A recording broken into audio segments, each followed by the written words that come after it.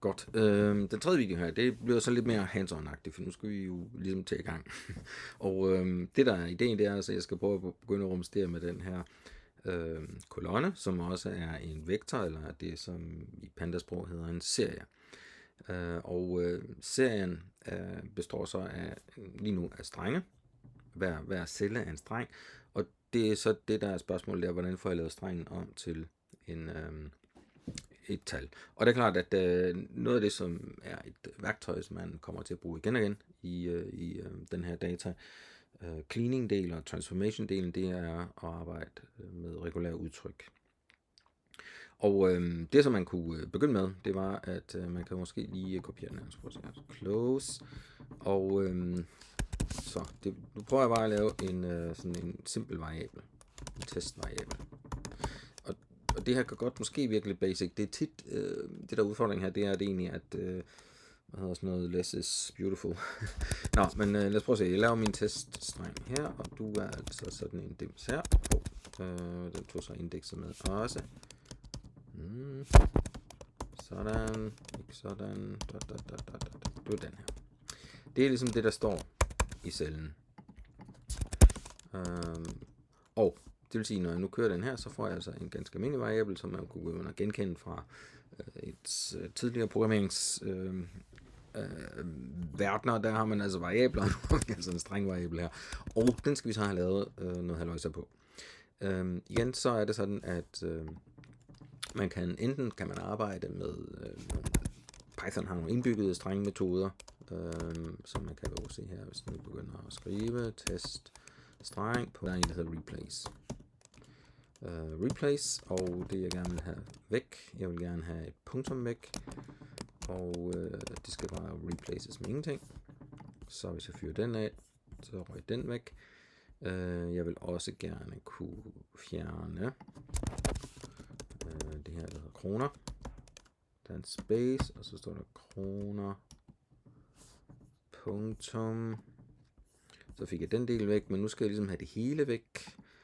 Det bliver lidt besværligt, så kan vi kalde min teststreng 1. Du er sådan en dimmer her. Du dukker op her, og så skal jeg have den her kroner væk. Så tager vi lige den der, og det er ikke et teststreng, nu min nt. 1,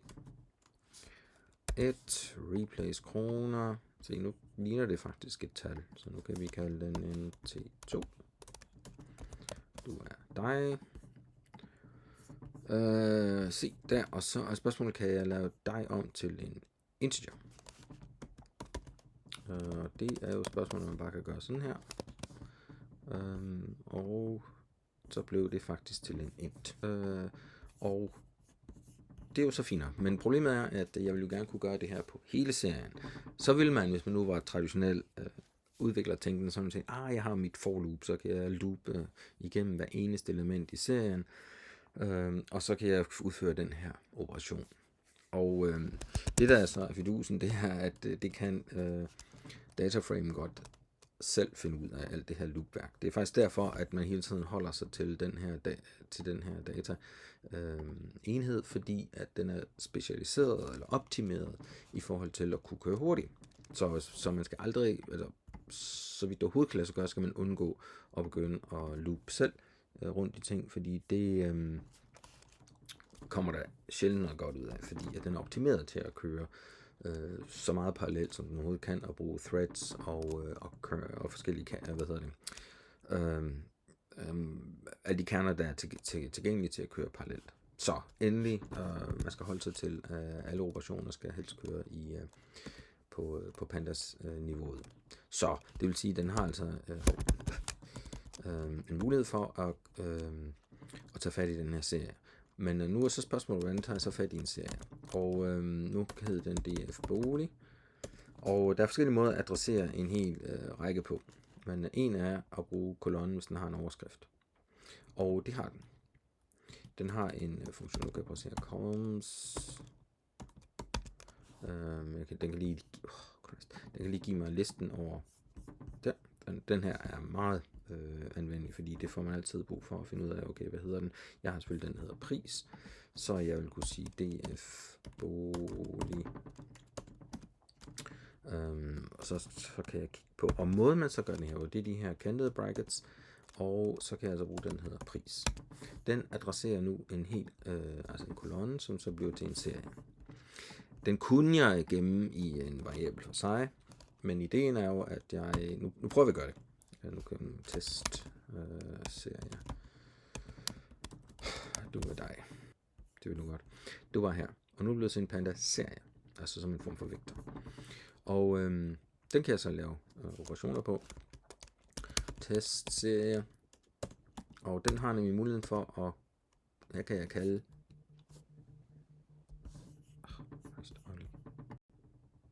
ja, så det vil sige, at man nu har muligheden for at lave stringoperationer på dem her. Det vil sige, at de har, altså dem, der har lavet pandas, har ligesom specialiseret sig i at kunne lave stringoperationer.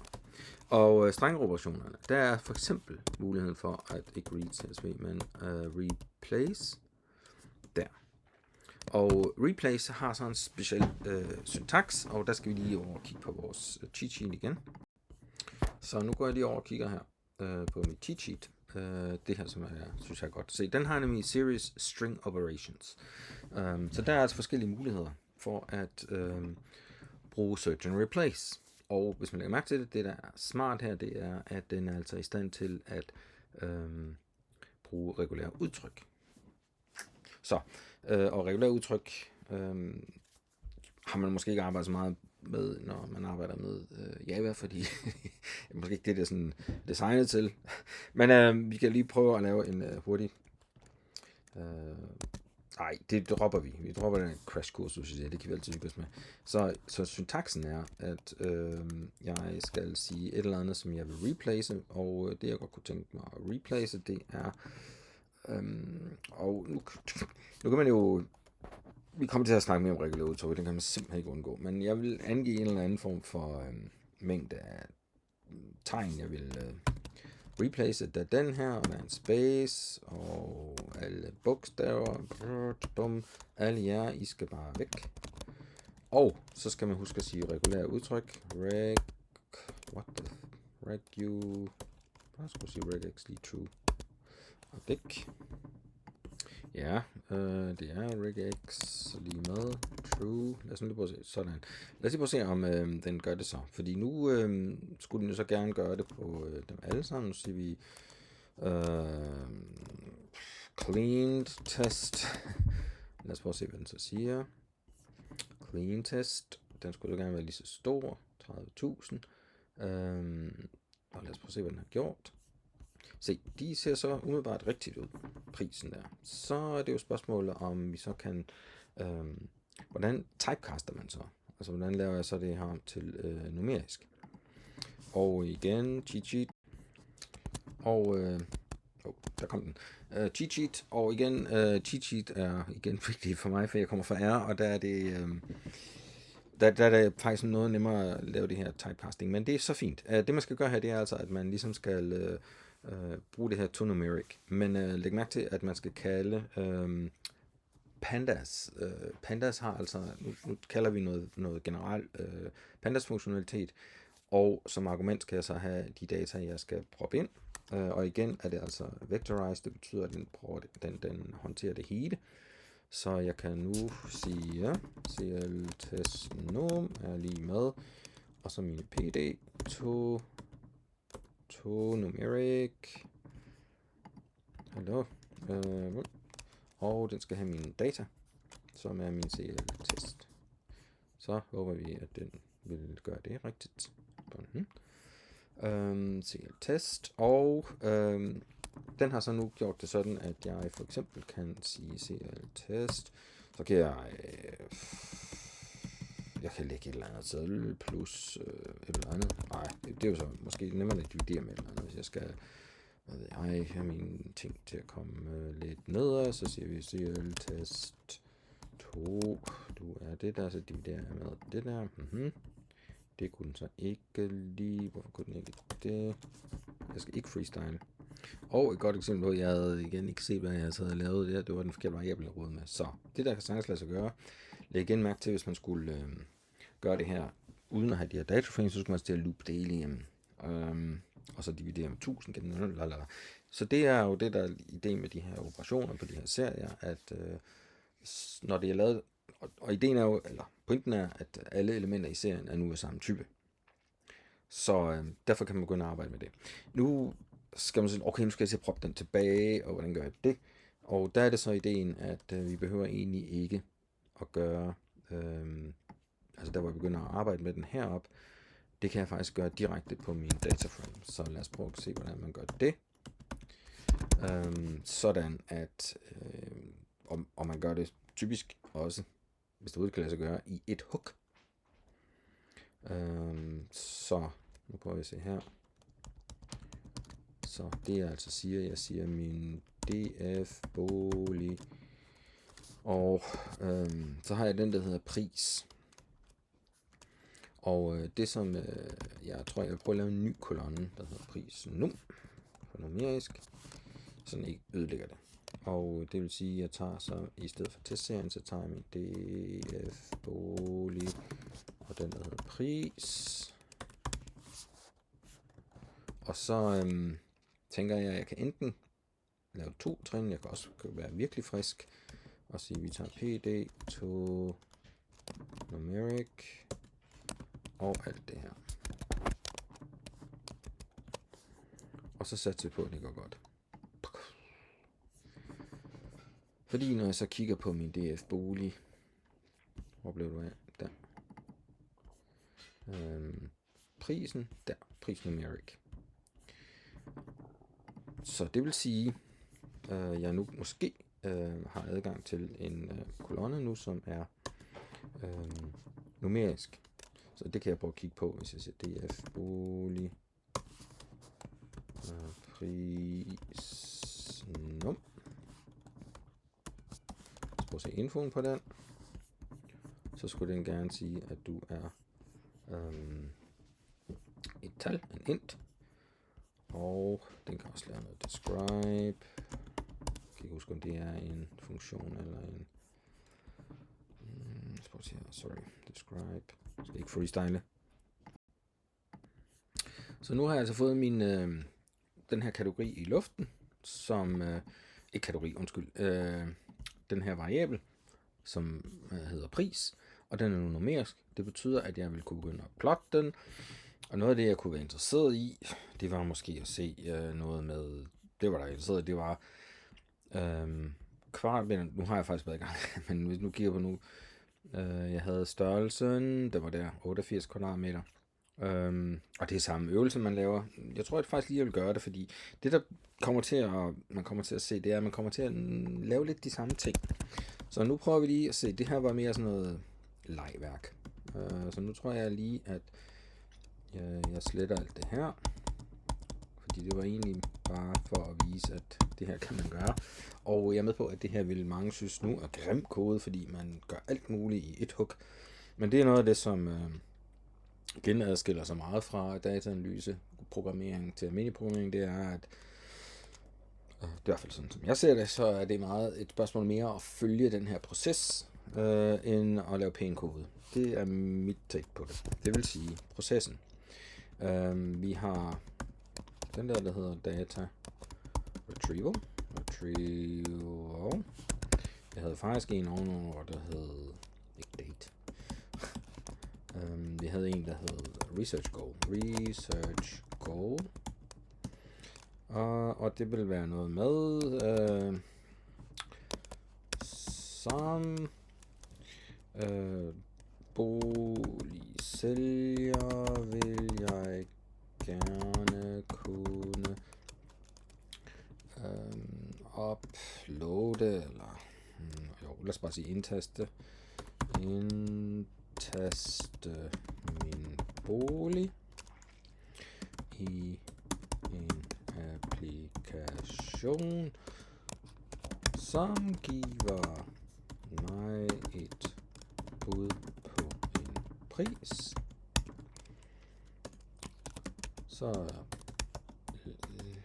Således at jeg kan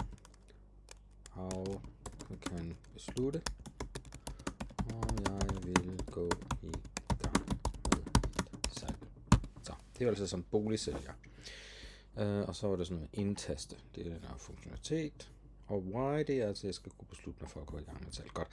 Så det var altså research goal. Så har vi retrieval her. Og så kommer den her data cleaning proces. Og der var det første. Jeg skulle måske gøre det lidt sådan her. Vi tager den første, det var pris. Der laver jeg den her, fordi så kommer man tit til at kunne ligesom duplikere noget kode, ikke? Fordi så har vi den her og den, og så siger vi, jamen, hvad er det nu, jeg skal have? Og det er ikke pris, men det er den, der hedder kvadratmeter. Så, og nu kan man nemlig begynde at sige, okay, jeg havde den, der hed jeg skal lige have sorry. Hvad den hedder df bolig columns. Se, kontrollen herover er en, hvor jeg skal skrive Python ting i, og det er jo på jagt efter, det er den, der hedder kvm. Så det er det, den hedder, kvm, og den vil jeg jo gerne have lavet til numerisk. Så vi siger kvm, og hvordan så du ud? kvm, lad os bare prøve at klikke lidt på dig. df bolig, kvm. Der var du, der er et space, og så er det en kvadratmeter dims. Det kan selvfølgelig godt være lidt, den er jeg lidt spændt på, hvordan den egentlig fungerer. Lad os lige prøve at se, jeg kopierer den. Jeg skal lige se, hvordan den ser ud hernede.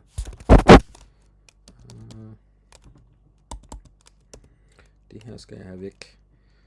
Så det skal være alt det, der er space. Jeg kunne også bare sige, jo, du skal gå væk. Dig, der ser sådan her ud. Så spaces, og så den der kvm dims. Simpelthen kan klare det her. Det er faktisk ikke lige tænkt over, man kunne før. Og nu er det ikke engang en gruppe, nu er det simpelthen bare den tekststreng. Lad os prøve at se, om den vil det her. Vi prøver at køre den. What the fuck? Skal jeg lige passe på. String replay, så jeg kan extrude, df bolig. Jeg ved ikke, hvad er det, jeg er forkert her. df bolig. kvm. Der er noget galt. Pause. Det her var faktisk et genialt eksempel på, hvordan det kan være, eller at det er en god idé at arbejde med rigtige data, fordi her er min webscraping, det er der på inden. Man kan se, at webscrapingen er gået galt her, hvor jeg har ramt kategorien helårsgrund. Fordi der har scrapingen, så der har været nogle felter, som har været flyttet rundt, og det der var kvadratmeter på villaer og alt muligt andet, det er pludselig blevet så over ejerudgift, så den har ligesom flyttet. Tydeligvis er det hele blevet flyttet. Et eller andet i en Nexø.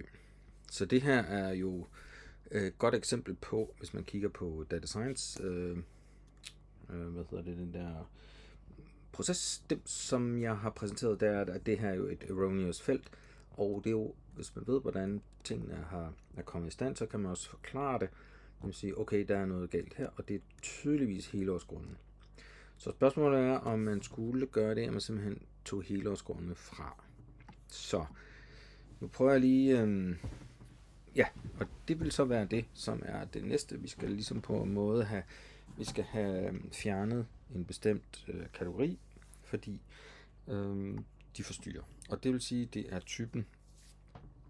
typeserien eller typekolonnen, hvor der skal alt det, som er helårsgrund, skal jeg have fjernet. Så det er det næste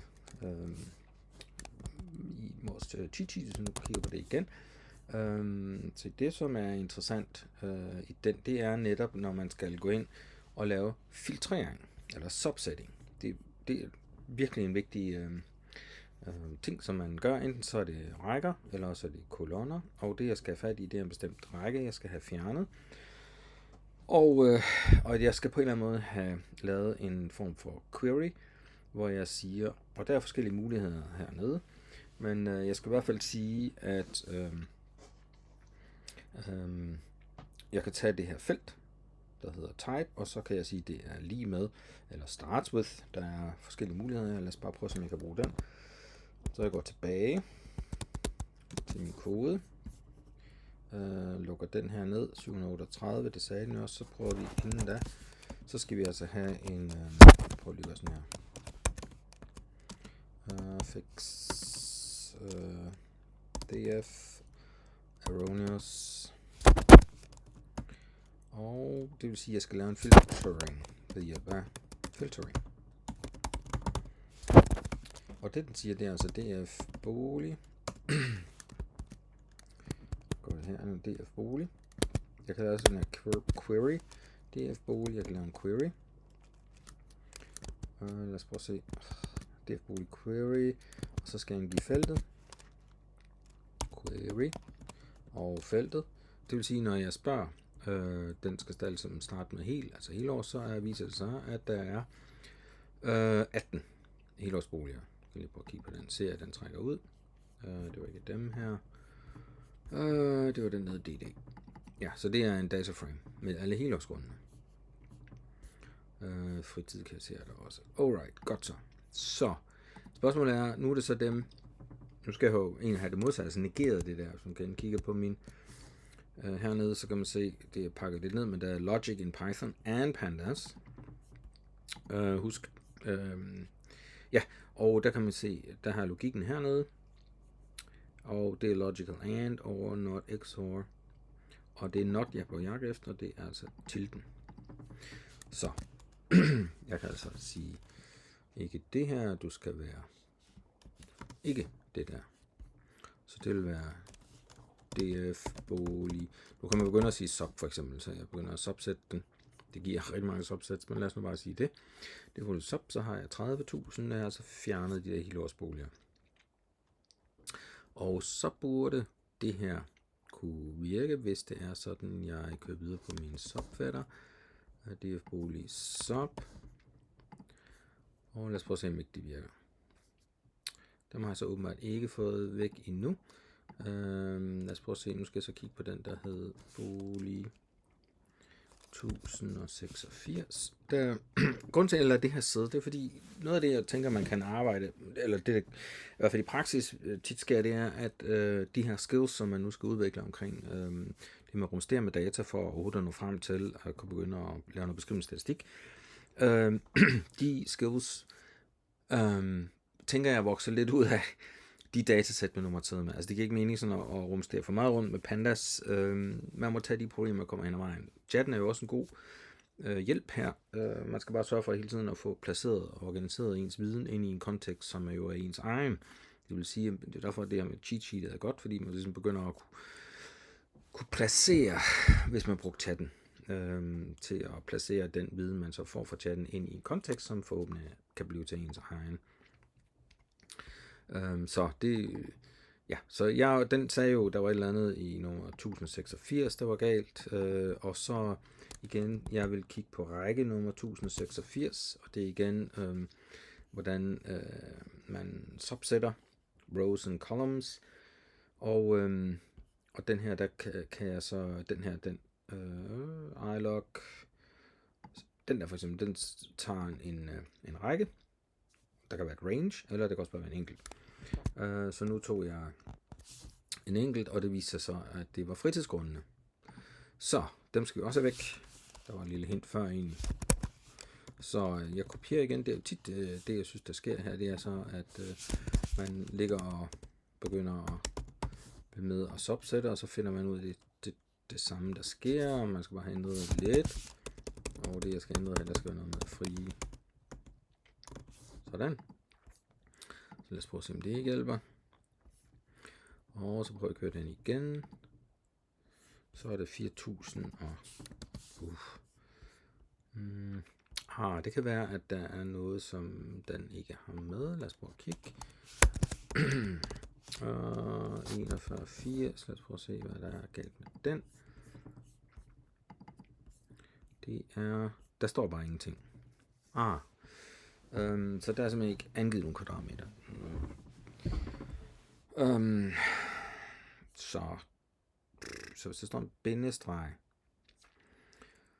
skulle man måske ned og se, hvor det kommer fra. Men der er i hvert fald en bindestreg her, den skal der væk også, så dem skal vi have væk. Så vi laver en ny her. Så type string. Det er så ikke type, det er den, der hedder, det er faktisk den, der hedder kvm. Så er det ikke starts with, er der en, der hedder contains. Jeg husker contains. Skal vi lige se. Panda string, lad os gå tilbage til den her. String. Get. Der var en contains. Der contains. Og det var et eller andet med en bindestreg. Skal vi sige nok. Lad os lige prøve at se, hvad det returnerer den. Lad os lige prøve at se her. Ret valg. Jeg er lidt usikker på, at den returnerer. Contains ret valg.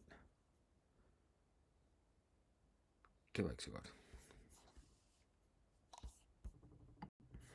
Og igen en god idé lige at se, hvad det ene er, jeg laver. Så det er faktisk det er god mening. Jeg ved ikke, hvad jeg er på jagt efter, men fordi jeg havde jo netop det, der ikke starter med det, som den her dim starter med. Som man kan se, nemlig der er en bindestreg og en space. Det må den ikke. Og det var netop det gjorde den ikke. Så har jeg et nyt subset. Så prøver vi at kigge på, hvad der sker hernede nu, om den vil nu. Det er sådan. Nu kørte den igennem. Godt. Så nu har jeg altså 2 numeriske, håber jeg. Lad os nu prøve at se, hvad den siger, når jeg siger df bolig sub kvm num info. Lad os prøve at se, hvad du så siger. Du er type int 64, så det er fint. Så langt. Så nu har jeg altså fået 2. Efter al den her tid har jeg altså fået 2 numeriske ud.